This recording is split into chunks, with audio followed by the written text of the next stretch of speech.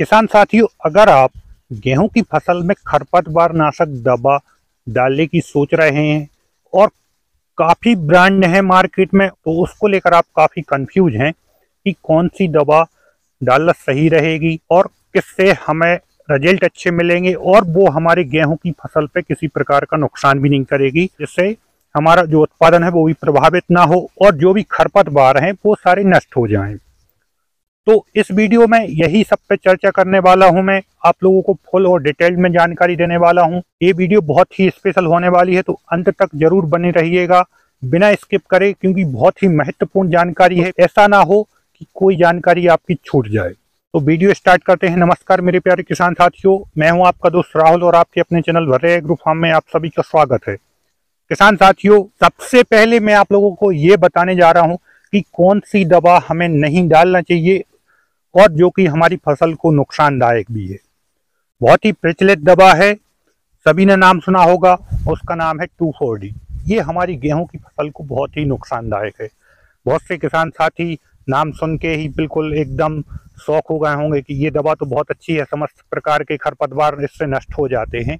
लेकिन किसान साथियों, मैं आप लोगों से एक बात पूछना चाहता हूँ कि आपका उद्देश्य क्या है दवा डालने का? क्या आपका उद्देश्य केवल खरपतवार नष्ट करना है? क्या आपका उद्देश्य गेहूं की फसल की ज्यादा पैदावार लेना नहीं है? बिल्कुल किसान साथियों, बहुत से किसान साथियों को थोड़ा सा सच ये है वो कड़वा लग सकता है कि मैं ऐसा क्यों बोल रहा हूं और कौन सी रिसर्च के बेस पे बोल रहा हूं, कहां से मैंने जानकारी जुटाई है। तो वीडियो में बिल्कुल मैं इसी टॉपिक पे बात करने वाला हूं और बहुत ही शानदार आप लोगों को दवा बताने वाला हूं जो हमारी फसल को बिल्कुल भी नुकसानदायक ना हो। किसान साथियों, सबसे पहले 2,4-D की बात करते हैं। तो 2,4-D केमिकल है किसान साथियों। ये जो हमारी फसल होती है, ये मैं भी जानता हूं, आप भी जानते हैं, समस्त प्रकार के इससे खरपतवार नष्ट हो जाते हैं। जो इसके डालने का सही टाइम होता है वो 30 से 40 दिन के बीच में होता है। लेकिन किसान साथियों, जिन किसान साथियों ने बोनी लेट की है और अगर वो यहाँ पर CRI स्टेज में गेहूं चल रहा है, जिससे क्राउन रूट अभी विकसित ही नहीं हुई हैं, वो अभी 30 से 40 दिन में ही विकसित होंगी। इसी टाइम पर हमें दवा डालना होता है। तो जो 2,4-D है केमिकल, वो क्राउन रूट को विकसित नहीं होने देता। ये उस केमिकल में खुद लिखा है क्राउन रूट के विकास में ये रोधक है। तो ये लिखित में है किसान साथियों, मैं कोई अलग से बात नहीं बता रहा हूँ। आप चाहें तो गूगल कर सकते हैं, क्योंकि जब क्राउन रूट विकसित होगा उतने ही ज्यादा टिलर बनना स्टार्ट होते हैं, कल्ले बनना स्टार्ट होते हैं। तो जो 2,4-D है वो यहाँ पर खरपतवार को तो मारता ही मारता है, साथ में वो हमारी गेहूं की फसल में के विकास में भी रुकावट पैदा करता है, जिससे हमारा उत्पादन प्रभावित होता ही होता है। मैं ये बोल सकता हूँ कि जहाँ पर अगर आपने जल्दी बॉर्निंग की है तब हो सकता है कि आपने गेहूं का उत्पादन अच्छा ले लिया हो।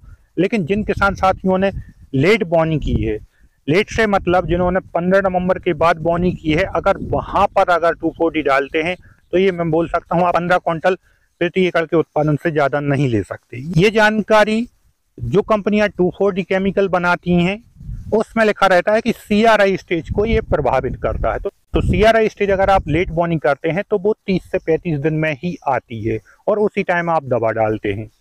तो ये हमारे उत्पादन को कहीं ना कहीं प्रभावित करता ही करता है, क्योंकि किसान साथियों, हमारा मकसद खरपतवार नष्ट करना नहीं है। हमारा मकसद है कि हम ज्यादा से ज्यादा उत्पादन लें और हम ऐसी दवा का चुनाव करें, खरपतवार तो नष्ट हो ही जाए लेकिन हमारा उत्पादन भी किसी प्रकार से प्रभावित ना हो। एक और बहुत बड़ी समस्या होती है 2,4-D केमिकल में कि अगर आप गर्मी की टाइम पर गेहूं की फसल के बाद अगर आप ज्वार, बाजरा या उड़द, मूंग की खेती करते हैं तो उसके जर्मिनेशन में भी 2,4-D केमिकल रुकावट पैदा करता है।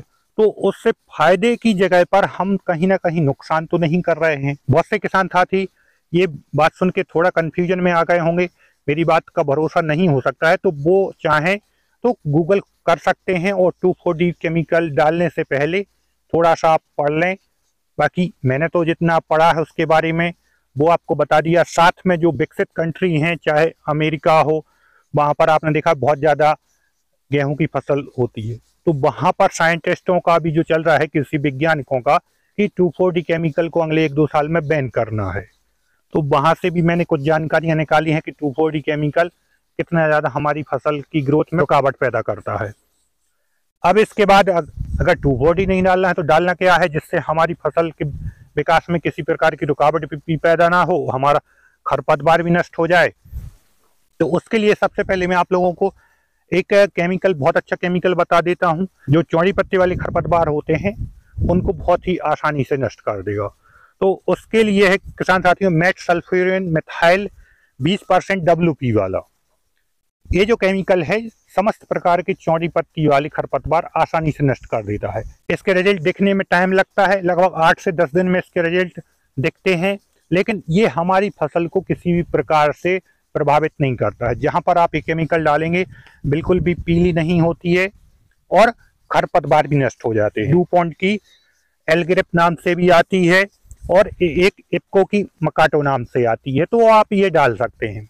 इसका जो प्रति एकड़ का डोज है 8 ग्राम प्रति एकड़ का रखना है। चिपको इसमें साथ में आती है और बहुत ही अच्छे इसके रिजल्ट हैं। जहां पर अगर सक्रिय पत्ती वाले खरपतवार हैं तो उसके लिए क्लोडिनाफोप प्रोपोजाइल 15% WP फॉर्म वाला आप डाल सकते हैं। इसको आप 150 ग्राम प्रति एकड़ का डाल सकते हैं। बहुत ही इसके अच्छे रिजल्ट हैं और आपकी फसल को भी ये किसी प्रकार से नुकसान नहीं पहुंचाते हैं और जितने भी सक्रिय पत्ती वाली खरपतवार हैं वो आसानी से नष्ट हो जाते हैं। इसके रिजल्ट भी आपको 8-10 दिन में ही देखने को मिलेंगे। क्लोडिनाफोप प्रोपोजाइल है, सिजेंटा की एक टॉपिक नाम से आती है, तो उसको आप डाल सकते हैं। अब बहुत से खेतों में चौड़ी और सक्रिय पत्ती दोनों प्रकार की खरपतवार उगाते हैं, तो उसके लिए इन दोनों केमिकल का बहुत ही शानदार एक कॉम्बिनेशन आता है। तो उनके मैं ब्रांड नेम भी बता देता हूं। एक UPL की बेस्टा नाम से आती है, वो आप डाल सकते हैं। एक स्वाल कंपनी की स्वदेश नाम से आती है, जिसको आप 160 ग्राम प्रति एकड़ के हिसाब से डाल सकते हैं। एक और दूसरे प्रकार का केमिकल आता है, तो वो भी क्लेम करते हैं सक्रिय पत्ती वाला, तो मैं उसको भी रोकना चाहूंगा।